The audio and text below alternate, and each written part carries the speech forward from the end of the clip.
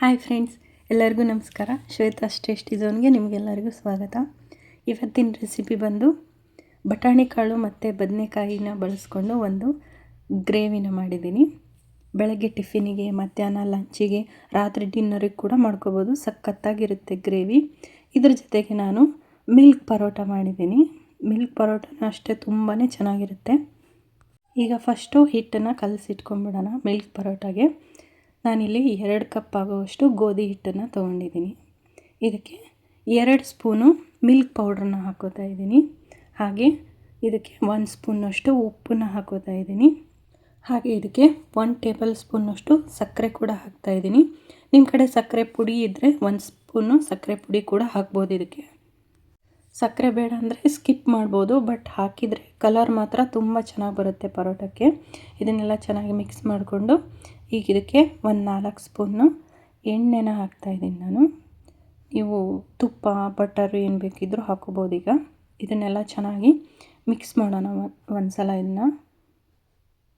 ಇದೆಲ್ಲ ಚೆನ್ನಾಗಿ ಮಿಕ್ಸ್ ಆದಮೇಲೆ ಇದಕ್ಕೆ ನಾನೀಗ 1 ಕಪ್ನಷ್ಟು ದೊಡ್ಡ ಕಪ್ಪಿನಲ್ಲಿ ಹಾಲನ್ನ ತೊಗೊಂಡಿದ್ದೀನಿ. ನೀವು ಹಾಲಿಲ್ಲಪ್ಪ ಅಂದರೆ ನೀರು ಹಾಕಿ ಕೂಡ ಕಲಿಸ್ಕೋಬೋದು. ಇದು ಮಿಲ್ಕ್ ಪರೋಟ ಆಗಿರೋದ್ರಿಂದ ನಾನು ಹಾಲು ಹಾಕಿಬಿಟ್ಟೆ ಕಲಿಸ್ತಾ ಇದ್ದೀನಿ. ಸ್ವಲ್ಪ ಸ್ವಲ್ಪ ಹಾಲು ಹಾಕಿ ಚೆನ್ನಾಗಿ ಸಾಫ್ಟಾಗಿ ಹಿಟ್ಟನ್ನು ಕಲಸಿಟ್ಕೊಳ್ಳೋಣ. ನೋಡಿ, ಈಗ ನಾನು ತೋರಿಸ್ತಾ ಇದ್ದೀನಲ್ಲ, ಈ ಥರ ಚೆನ್ನಾಗಿ ಸಾಫ್ಟಾಗಿ ಕಲಸಿ ಒಂದು 20 ನಿಮಿಷ ಇದನ್ನು ನೆನೆಯೋದಕ್ಕೆ ಇಟ್ಬಿಡೋಣ. ನೆಕ್ಸ್ಟು ಒಂದು ಮಿಕ್ಸಿ ಜಾರನ್ನ ತೊಗೊಂಡು ಅದಕ್ಕೆ 1 ಸ್ಪೂನ್ ಆಗೋವಷ್ಟು ಹುರ್ಗಡ್ಲೆನ ಹಾಕ್ಕೊಂಡಿದ್ದೀನಿ ನಾನು. ನೆಕ್ಸ್ಟು 1 ಸ್ಪೂನಷ್ಟು ಹುರಿದಿರೋ ಅಂಥ ಎಳ್ಳನ್ನು ಹಾಕ್ಕೊಂಡಿದ್ದೀನಿ. ಆಮೇಲೆ 1 8 ಬೆಳ್ಳುಳ್ಳಿ, ಆಮೇಲೆ 1 ಇಂಚಿನಷ್ಟು ಶುಂಠಿ ಹಾಕ್ತಾಯಿದ್ದೀನಿ. 4 ಹಸಿ ಮೆಣಸಿನಕಾಯಿನ ಹಾಕ್ತಾಯಿದ್ದೀನಿ. 1 ಸ್ಪೂನಷ್ಟು ಜೀರಿಗೆ, ಹಾಗೆ 2 ಪೀಸು ಹುಣಸೆ ಹಣ್ಣನ್ನು ಹಾಕ್ತಾಯಿದ್ದೀನಿ. ಹಾಗೆ 1 ದೊಡ್ಡ ಟೊಮೆಟೊ ಹಣ್ಣನ್ನು ಹಾಕ್ತಾಯಿದ್ದೀನಿ. ನೆಕ್ಸ್ಟ್ ಇದಕ್ಕೆ ಕೊತ್ತಂಬರಿನ ಹಾಕ್ತಾಯಿದ್ದೀನಿ. ಆಮೇಲೆ 1 ಸ್ಪೂನಷ್ಟು ಉಪ್ಪನ್ನ ಹಾಕಿ 4 ಎಸಳು ಕರಿಬೇವನ್ನು ಹಾಕಿ ಇದನ್ನು ಚೆನ್ನಾಗಿ ರುಬ್ಕೊಂಬರೋಣ. ಎಷ್ಟಾಗುತ್ತೋ ಅಷ್ಟು ಸಣ್ಣಗೆ ರುಬ್ಕೊಳ್ಳಿ. ಇದು ಫೈನ್ ಪೇಸ್ಟ್ ಆದರೆ ತುಂಬಾ ಚೆನ್ನಾಗಿರುತ್ತೆ. ನಾನು ತೋರಿಸ್ತಾ ಇದ್ದೀನಿ ನೋಡಿ, ಇದೇ ಥರನೇ ಇರಬೇಕು. ನೆಕ್ಸ್ಟು ಒಂದು ಪ್ಯಾನ್ ತೊಗೊಂಡು ಅದಕ್ಕೆ 4 ಸ್ಪೂನು ಎಣ್ಣೆನ ಹಾಕೋತಾ ಇದ್ದೀನಿ. ಎಣ್ಣೆ ಕಾದ್ಮೇಲೆ ಜೀರಿಗೆ ಚಟಪಟ ಅಂದಮೇಲೆ ಸಾಸಿವೆನ ಹಾಕ್ತಾಯಿದ್ದೀನಿ. ಸಾಸಿವೆನ ಹಾಕಿಬಿಟ್ಟು ಉದ್ದಕ್ಕೆ ಈರುಳ್ಳಿನ ಕಟ್ ಮಾಡಿ ಇಟ್ಕೊಂಡಿದ್ದೀನಿ. 1 ದೊಡ್ಡ ಈರುಳ್ಳಿ ತೊಗೊಂಡಿದ್ದೀನಿ. ಅದನ್ನು ಹಾಕಿಬಿಟ್ಟು ಚೆನ್ನಾಗಿ ಫ್ರೈ ಮಾಡ್ಕೊಳ್ಳೋಣ ಈರುಳ್ಳಿ ಕೆಂಪು ಬಣ್ಣ ಬಂದಮೇಲೆ ಇದಕ್ಕೆ 1 ದೊಡ್ಡ ಟೊಮೆಟೊ ಹಣ್ಣನ್ನು ಹಾಕ್ತಾಯಿದ್ದೀನಿ.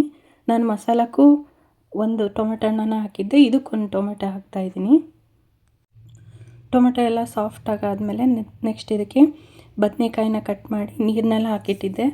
ಬದನೆಕಾಯಿನ ಹಾಕ್ಕೊಂಡು ಚೆನ್ನಾಗಿ ಇದಿಷ್ಟನ್ನು ಮಿಕ್ಸ್ ಮಾಡ್ಕೊಳ್ಳೋಣ. ಒಂದು 5 ನಿಮಿಷ ಬದನೆಕಾಯಿ ಎಲ್ಲ ಫ್ರೈ ಆದಮೇಲೆ ಎಣ್ಣೆಯೊಳಗೆ ಇದಕ್ಕೆ ಹಸಿ ಬಟಾಣಿ ಕಾಳನ್ನ ಹಾಕ್ತಾಯಿದ್ದೀನಿ. ಹಸಿ ಬಟಾಣಿ ಕಾಳು ಆಗಿರೋದ್ರಿಂದ ಜಲ್ದಿನೇ ಬೆಂದುಬಿಡುತ್ತೆ. ಅದಕ್ಕೆ ಇದನ್ನು ಬಟಾಣಿ ಕಾಳನ್ನ ನಾನು ಲಾಸ್ಟಿಗೆ ಹಾಕ್ತಾಯಿದ್ದೀನಿ. ಆಮೇಲೆ ಇದಕ್ಕೆ 1 ಸ್ಪೂನಷ್ಟು ಗರಂ ಮಸಾಲನ ಹಾಕ್ತಾಯಿದ್ದೀನಿ. ನಿಮ್ಮ ಕಡೆ ಯಾವುದು ಅವೈಲೇಬಲ್ ಇರುತ್ತೋ ಆ ಮಸಾಲ ಪುಡಿನ ನೀವು ಹಾಕ್ಬೋದು. ಇದಕ್ಕೆ ಎಲ್ಲದೂ ಚೆನ್ನಾಗಿ ಸೂಟ್ ಆಗುತ್ತೆ ಇದಕ್ಕೆ. ನೆಕ್ಸ್ಟು ರುಬ್ಬಿಟ್ಕೊಂಡಿರೋ ಅಂಥ ಪೇಸ್ಟ್ನ ಇದಕ್ಕೆ ಹಾಕೋಣ. ಈಗ ಇದನ್ನೆಲ್ಲ ಹಾಕಿ ಚೆನ್ನಾಗಿ ಇದನ್ನು ಮಿಕ್ಸ್ ಮಾಡೋಣ. ಈಗ ಒಂದು ಸಲ. ಇವಾಗ ನೀವು ನೀರು ಬೇಕಿದ್ದರೆ ಇನ್ನೊಂದು ಸ್ವಲ್ಪ ಇದಕ್ಕೆ ಆ್ಯಡ್ ಮಾಡ್ಬೋದು.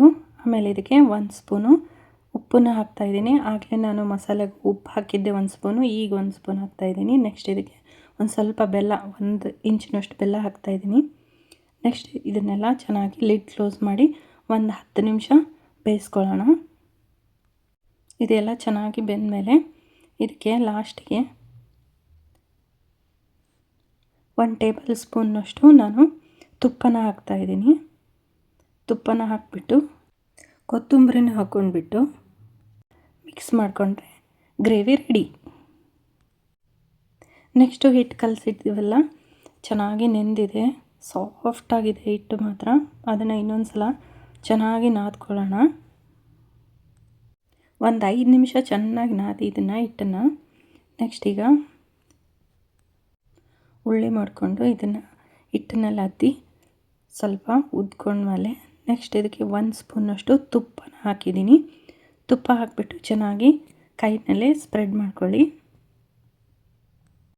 ನಾವು ಮಾಮೂಲಿಯಾಗಿ ಪರೋಟ ಮಾಡಬೇಕಾದ್ರೆ ಹಾಗೆ 4 ಫೋಲ್ಡ್ ಮಾಡಿ ಮಡ್ಚ್ಕೋತೀವಿ. ನಾನು ಹಾಗೆ ಮಾಡ್ತಾಯಿಲ್ಲ. ಈಗ ಇದು ಮಧ್ಯಕ್ಕೆ ಚೌಕ ಬರೋ ಥರ ಇದನ್ನು ಕಟ್ ಮಾಡ್ತಾಯಿದ್ದೀನಿ ನೋಡಿ. ಇದೇ ಥರನೇ ಕಟ್ ಮಾಡ್ಕೊಳ್ಳಿ. ಚಪಾತಿ ಪದರವಾಗಿ ಫುಲ್ ಚೆನ್ನಾಗಿ ಬರುತ್ತೆ. ನೆಕ್ಸ್ಟ್ ಇದ್ರ ಮೇಲೆ ಗೋಧಿ ಹಿಟ್ಟನ್ನು ಸ್ವಲ್ಪ ಸ್ಪ್ರೆಡ್ ಮಾಡ್ಕೊತಾ ಇದ್ದೀನಿ. ಇದಾದಮೇಲೆ ಇದನ್ನು ಫೋಲ್ಡ್ ಮಾಡ್ತಾಯಿದ್ದೀನಿ ನೋಡಿ. ನಾನು ಹೇಗೆ ತೋರಿಸ್ತಾ ಇದ್ದೀನೋ ಇದೇ ಥರ ಫೋಲ್ಡ್ ಮಾಡಿ ತುಂಬ ಚೆನ್ನಾಗಿ ಪದರವಾಗಿ ಬರುತ್ತೆ. ಇದನ್ನು ನಾನು ಸ್ಕ್ವಯರ್ ಶೇಪ್ನಲ್ಲಿ ಮಡ್ಚ್ಕೋತಾ ಇದ್ದೀನಿ. ಇದೇ ಥರನೇ ನೀವು ಚೆನ್ನಾಗಿ ಫೋಲ್ಡ್ ಮಾಡ್ಕೊಂಡ್ಬಿಟ್ಟು ಇದನ್ನು ಈಗ ಮೇಲೆ ಸ್ವಲ್ಪ ಕೊತ್ತಂಬರಿ ಮತ್ತು ಬಿಳಿ ಎಳ್ಳನ್ನು ಹಾಕಿಬಿಟ್ಟು ಇದನ್ನು ಲಟ್ಟಿಸ್ಕೋತೀನಿ ನಾನೀಗ.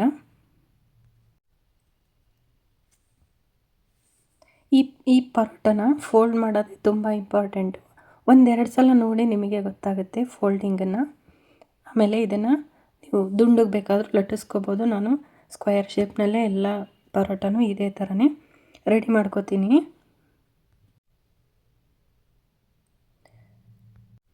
ನೆಕ್ಸ್ಟು ತವಾನ ಕಾಯೋದಕ್ಕೆ ಇಟ್ಟಿದ್ದೆ ನಾನು. ಚೆನ್ನಾಗಿ ಕಾದಿದೆ. ಈ ಪರೋಟನ ಈಗ ಬೇಯಿಸ್ಕೊಳ್ಳೋಣ.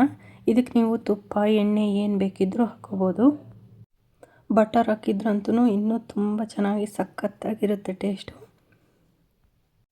ನಾನು ಇವನ್ನೆಲ್ಲ ತುಪ್ಪ ಹಾಕಿಬಿಟ್ಟು ಬೇಯಿಸಿಟ್ಕೋತಾ ಇದ್ದೀನಿ. ಆಮೇಲೆ ಒಂದೇ ಥರ ಚಪಾತಿ ತಿಂದು ಬೇಜಾರಾಗಿರುತ್ತಲ್ಲ, ಅದಕ್ಕೆ ಈ ಥರ ಮಿಲ್ಕ್ ಪರೋಟನ ಮಾಡಿಕೊಟ್ರೆ ಸಖತ್ತಾಗಿರುತ್ತೆ. ಪರೋಟ ಕಲರ್ ನೋಡಿ ಎಷ್ಟು ಚೆನ್ನಾಗಿ ಬಂದಿದೆ. ಹಾಗೆ ಪರೋಟ ಕೂಡ ಮೌತ್ ಮೆಲ್ಟಿಂಗ್ ಸಖತ್ತಾಗಿರುತ್ತೆ. ಬಾಯಲ್ಲಿಟ್ಟರೆ ಹಾಗೆ ಕರಗಬೇಕು, ಅಷ್ಟು ಚೆನ್ನಾಗಿರುತ್ತೆ ಪರೋಟ. ನೀವು ಒಂದು ಸಲ ಟ್ರೈ ಮಾಡಿ, ನಿಮಗೆ ಗೊತ್ತಾಗುತ್ತೆ. ಆಮೇಲೆ ಮಕ್ಕಳಿಗೆ ಲಂಚ್ ಬಾಕ್ಸಿಗೆ ಕೂಡ ಮಾಡಿಕೊಡ್ಬೋದು. ಬೆಳಗ್ಗೆಯಿಂದ ಸಾಯಂಕಾಲದವರೆಗೆ ಇಟ್ರೂ ಇದು ಹೀಗೆ ಇರುತ್ತೆ ಪರೋಟ. ಸೂಪರಾಗಿ ಸಾಫ್ಟಾಗಿ ಹಾಗೆ ಮೌತ್ ಮೆಲ್ಟಿಂಗ್ ಆಗಿ ತುಂಬ ಚೆನ್ನಾಗಿರುತ್ತೆ. ಒಂದು ಸಲ ಟ್ರೈ ಮಾಡಿ. ಇದನ್ನೀಗ ಕಟ್ ಮಾಡಿ ತೋರಿಸ್ತಾ ಇದ್ದೀನಿ ನೋಡಿ. ತುಂಬಾ ಲೇಯರ್ ಆಗಿ ಚೆನ್ನಾಗಿ ಬಂದಿದೆ ಪರೋಟ. ಮಾತ್ರ ಸಖತ್ತಾಗಿದೆ. ಒಂದು ಸಲ ಟ್ರೈ ಮಾಡಿ ನೋಡಿ ಹೇಗಿತ್ತು ಅಂತ ನನಗೆ ಕಾಮೆಂಟ್ ಮಾಡಿ ತಿಳಿಸಿ. ಹಾಗೆ ವಿಡಿಯೋ ಇಷ್ಟ ಆಗಿದ್ದರೆ ಲೈಕ್ ಮಾಡಿ, ಶೇರ್ ಮಾಡಿ, ಹಾಗೆ ನಮ್ಮ ಚಾನಲ್ನ ಸಬ್ಸ್ಕ್ರೈಬ್ ಮಾಡ್ಕೊಳ್ಳಿ. ಮುಂದಿನ ವಿಡಿಯೋದಲ್ಲಿ ಮತ್ತೆ ಸಿಗೋಣ. ಧನ್ಯವಾದಗಳು.